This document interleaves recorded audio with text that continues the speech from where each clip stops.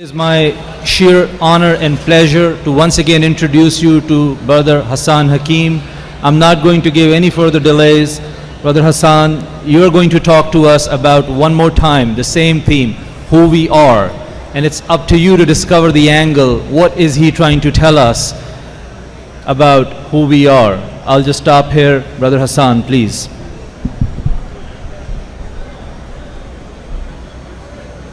My dear brothers and sisters, young brothers, and most respected Sadr Sahab, Assalamu alaikum rahmatullah. Ashhadu an la ilaha illallah wahdahu la sharika lahu wa nashhadu anna Muhammadan abduhu wa rasuluh. Amana ba'du fa'uzu billahi minash shaitanir rajim. Bismillah ar-Rahman ar-Rahim. Alhamdulillah, I've really enjoyed myself these past couple days here. And early this morning, as I was leaving the Zion Mission House, coming up here to this National Ijtema, I thought to myself, what is the best way to talk about this identity crisis that I've heard so many people talking about? And for sure there is an identity crisis.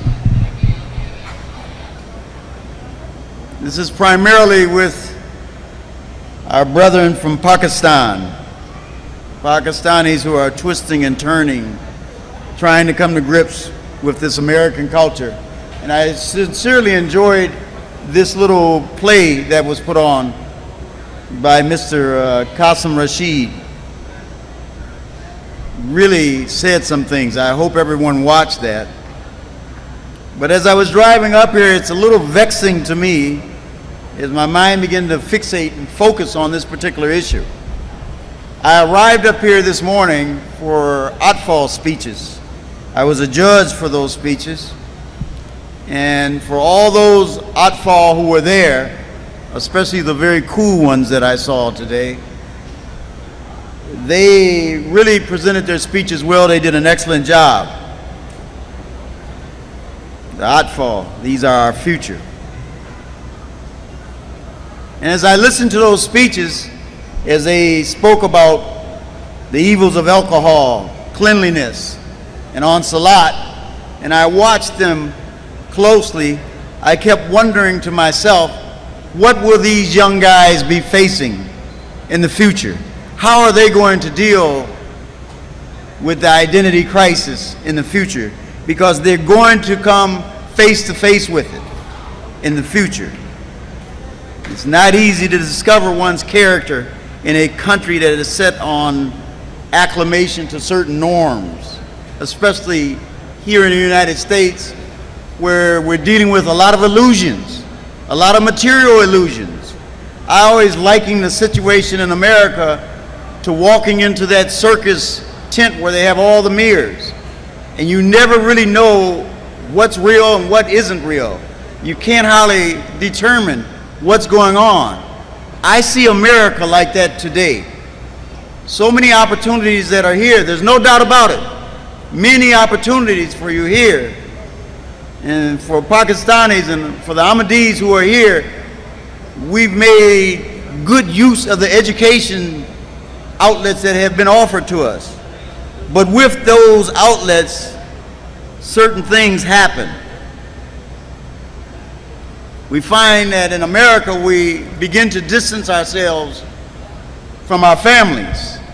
A lot of young people look at the old man as the old man. A lot of young people don't want to listen to what the old man is saying or what the mother is saying. And then you start making some very, very bad choices in life. Now, I am not only the president of the Zion Jamaat, but I am a chaplain in a Wisconsin county jail. I am the chaplain, full-time chaplain in a Wisconsin jail. And I brought a story with me tonight from the jail to share with you. And this story to me kind of symbolizes and speaks to everyone who is here. I want to share with you the story of Danny Boy. Danny Boy, who's made some very bad choices as his moral compass just went all astray, and he abandoned his faith to become accepted in America. Danny Boy is his nickname.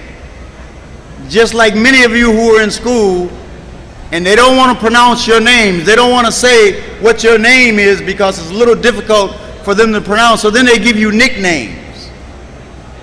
Muhammad becomes Mo. Bilal becomes Bob, and so on and so forth. I say to you young guys who are here today, do not shorten your names. Don't let anyone take your name and shorten it and give you a nickname, and then you accept it.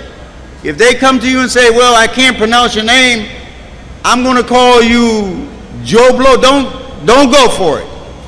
Don't do it. Tell them exactly what your name is. Tell them what your Muslim name is, and never ever deviate from that. So Danny Boy is Pakistani, and Danny Boy comes from Karachi. His mother and father are in Karachi right now. They are Shia. Danny Boy doesn't know who he is right now. His Muslim name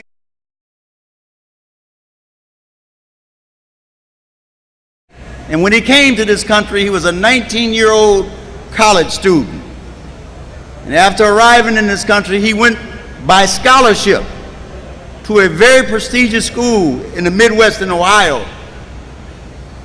And as soon as he went into that school, and those of you who have gone to college here, and those of you who are going to college, you know what I'm talking about. When you get on that college campus and you're by yourself and your family is not there, you begin to look for friends. And most of the time you find the wrong friends. For he found comfort with Delta Tau Delta boys. This was the fraternity that he found comfort with. He found so much comfort that he eventually stopped saying his 5 daily prayers. He said, why do I have to do this? Everything I want is right here on this campus. I don't need 5 daily prayers. I need Delta Tau Delta. That's what I need in my life. He replaced Islam with the fraternity. And as we talked, he said, the independence that I experienced in that school was wonderful. I no longer had the old man telling me what I need to do. I didn't have to listen to my father. And even when my mother called, I concealed things. I lied to her. I told her that I was doing my prayers, that I loved America and I was a good Muslim, but he was lying. He was lying. What he found was comfort in alcohol. He became a drinker. And his favorite drink was a drink called Jack Daniels. Therefore, that's where his name, the nickname, came from. Jack Daniels, he became Danny Boy. Imagine that. He took his name after a bottle of alcohol.